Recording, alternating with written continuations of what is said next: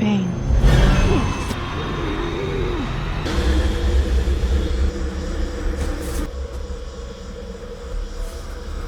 Work. Everyone remembers the final battle of Breaking Dawn Part 2. We see Edward tear off Aro's head. We see the wolves rip apart the Volturi guards. We see the entire Cullen coven stand together against an army of ancient vampires. But if you look closely, the war was won before a single fang was ever bared. It was when the second arrow reached out his hand to touch Bella Swan and felt nothing. Just a cold, impenetrable silence. A black hole in the vision of a tyrant who had not been surprised in 3,000 years. Most fans think the Volturi feared Edward's speed or Alice's visions, or the brute strength of the Quileute wolves. But that is the greatest illusion the Volturi ever sold us. They did not fear strength. They had faced 1,000 stronger vampires over 3 millennia. They did not fear armies. They had crushed every rebellion that ever rose against them. What they feared more than anything else in the world was that silence. That quiet, unbreakable wall that stood between them and the one thing they needed more than blood to survive: absolute control. Today we are going to deconstruct why Bella Swan's shield is the most dangerous weapon in the entire Twilight universe. It is not a weapon that kills. It is a weapon that liberates. It does not break bodies. It breaks empires. And it did not just win a single battle. It dismantled the very foundation upon which the Volturi had built their ancient political monopoly. Chapter 1. The Failure of Nuclear Deterrence. Jane and Alec's one-click erasure. To understand why the shield was so devastating, we first have to understand the machinery of Volturi rule. They did not govern by consensus. They governed by the threat of immediate and absolute sensory violation. At the heart of their power lies a tactical binary, Jane and Alec. In the books, Stephenie Meyer makes it very clear that the Volturi have almost never fought a fair fight. For 3,000 years, the vast majority of their victories were won before the battle even began. When the Volturi arrived to punish a coven, they did not send in their guards first. They sent Jane. Jane's gift is not physical pain. It is the purest form of psychological warfare. She inflicts the illusion of burning alive without leaving a single mark on the skin. It is a weapon designed to break the will before the body even moves. One look from her, and you feel like every nerve ending in your body is on fire. You cannot move. You cannot think. You can only scream and beg for it to stop. Then there is Alec, whose numbing mist provides the opposite extreme, a total sensory vacuum where the victim is left blind, deaf, and helpless in the face of their own demise. He does not hurt you. He erases you. This combination creates a reality where resistance is not just futile but unthinkable. The Volturi don't need a standing army of thousands because they have the psychological equivalent of a nuclear deterrent. If you step out of line, you either burn in agony or you vanish into the dark. But this entire system relies entirely on the vulnerability of the mind. It assumes that every vampire is an open book or a target that can be reached, until Bella Swan. In Breaking Dawn, when Jane steps forward and looks directly at Bella, we see something that has never happened before. Nothing happens. Jane's eyes narrow. He concentrates harder, and still nothing. Bella just stands there, calm and unflinching, looking Jane directly in the eye. In that single moment, 3,000 years of terror evaporated. The ultimate weapons of the Volturi had just become useless. They were no longer gods who could destroy you with a single glance. They were just two children with parlor tricks that no longer worked. And if their greatest weapons could be blocked, then what else could be blocked? What else had they been lying about all these years? That is the first crack in the empire. The nuclear deterrent had failed. And for the first time in history, the vampires of the world realized that they did not have to be afraid anymore. Chapter 2. The Collapse of Information Monopoly. Aro's illusion of omniscience. But Jane and Alec were just the enforcers. The real heart of the Volturi's power was Aro himself. And his greatest gift was not super strength or speed. It was his ability to read every single thought and memory a person has ever had with just a single touch. Most people think Aro's gift is just a better version of Edward's. But that is not true. Edward can only hear what you are thinking right now. Aro can see everything. Every secret you have ever kept. Every lie you have ever told. Every plan you have ever made. He does not just know what you're thinking. He knows who you are, better than you know yourself. This is how Aro ruled. He did not just punish rebellion. He prevented it before it even started. If you so much as thought about disobeying the Volturi, he would know. His obsession with collecting unique gifts is not merely a hobby of a bored immortal. It is a calculated effort to maintain total transparency in his world. by bringing people like Chelsea who can manipulate emotional ties, or Eleazar who can identify potential threats, Aro has created a panopticon. He is the all-seeing eye at the center of the vampire world, and he believes this transparency is the only guarantee of immortality for his species. If there are no secrets, there can be no conspiracies. If there is no pain that can be resisted, there can be no rebellion. And then comes Bella, a girl whose mind is a fortress with the gates permanently locked and the lights turned out. This is not just a defense. It is a provocation. For the first time in 3,000 years, there is something Aro cannot see, something he cannot know. Fortitude, something he cannot control. When Aro reaches out to touch Bella's hand, we see the exact moment his world shatters. He expects to see every memory of her entire life. But instead, he feels nothing. Just that same cold, impenetrable silence. He pulls his hand back like he has been burned. And for the first time in his life, Aro looks scared. Because if he cannot read Bella's mind, then he cannot read anyone's mind who is standing behind her shield. He cannot know their plans. He cannot know their strengths. He cannot know if they have a secret weapon hidden somewhere that will destroy him. He is no longer omniscient. He is just a man walking into a battle blind. That is the second crack in the empire. The information monopoly had been broken. The man who had spent 3,000 years knowing everything suddenly knew nothing. And nothing is more terrifying to a tyrant than the unknown. Chapter 3, From Divine Right to Politician, the Death of the God Myth. But the most devastating blow Bella dealt to the Volturi was not to their weapons or their information. It was to their mythology. For 3,000 years, the Volturi had carefully crafted an image of themselves as gods. They did not present themselves as rulers. They presented themselves as the natural order of things.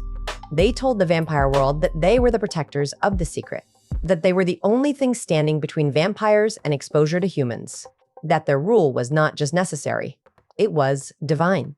That they had been chosen by fate to lead the vampire race into eternity. And everyone believed them. Because no one had ever seen them lose. No one had ever seen them vulnerable. No one had ever seen them bleed. They were untouchable, unavoidable, immortal gods who could not be challenged. Bella's shield destroyed that myth forever. Because when everyone watched Jane's pain bounce off Bella like a rubber ball, when everyone watched Aro pull his hand back in terror, when everyone watched the greatest weapons of the gods fail against a simple newborn vampire, they realized the truth. The Volturi were not gods. They were politicians. When the witnesses gathered in that snowy clearing, they didn't just see a shield. They saw a vulnerability. For the first time, the global vampire community witnessed the Volturi struggling. They saw Jane's frustration and Aro's hesitation. And in that moment, the divine right of Volterra was revealed to be a scam.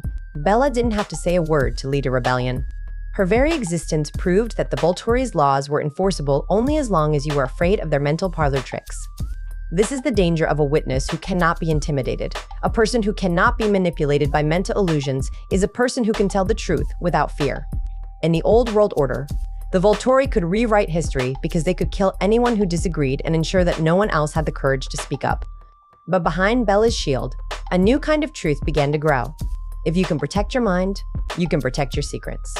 And if you can protect your secrets, you can build a world where the Volturi are no longer necessary. The shield didn't just save the Cullens. It stripped the Volturi of their mystique, leaving them exposed as nothing more than an aging regime desperate to hold on to a crown that no longer fits. Chapter 4, The Dimensional Tactical Shift, The Rise of the Mobile Fortress. For most of the series, Bella's shield was just a personal defense. It protected her from Edward's Reed mind. It protected her from Jane's pain. It protected her from Aro's touch.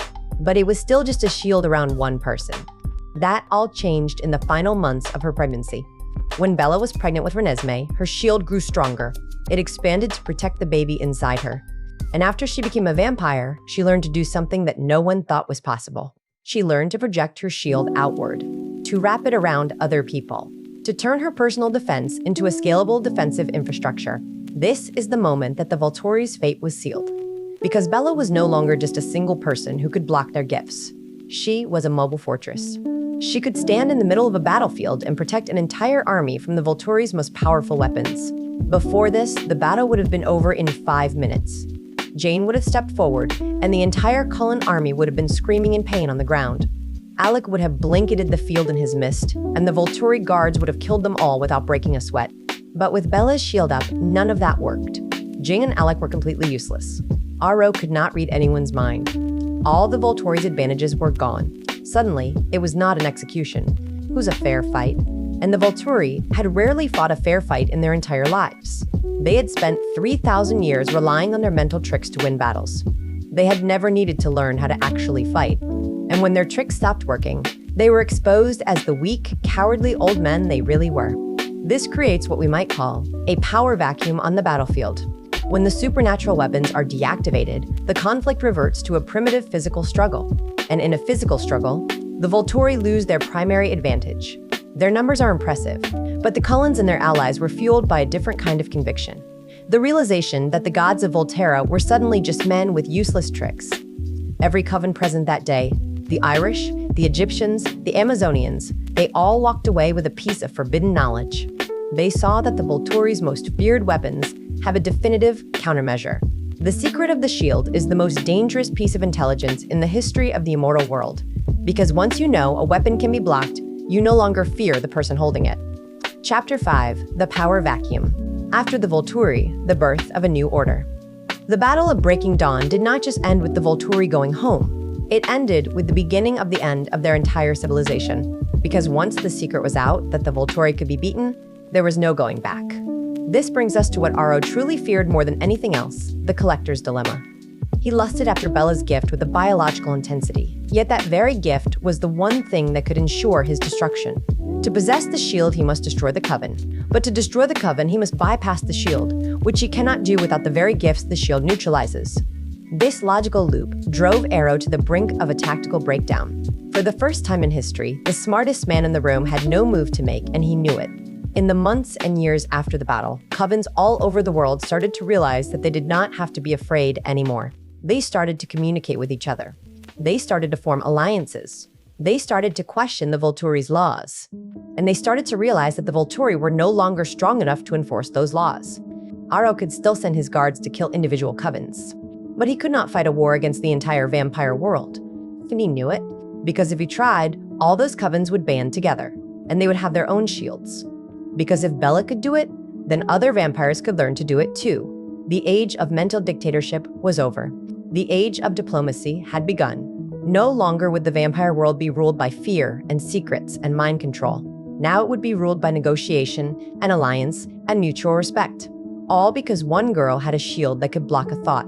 Aro's fear was never truly about Bella's physical strength or her newborn ferocity. His fear was the irreversible loss of his ability to control the narrative of history. He is a man who believes that he is the only one fit to write the story of their kind, and he used his gifts to ensure that no other version of the truth could exist. But with Bella, that control is gone.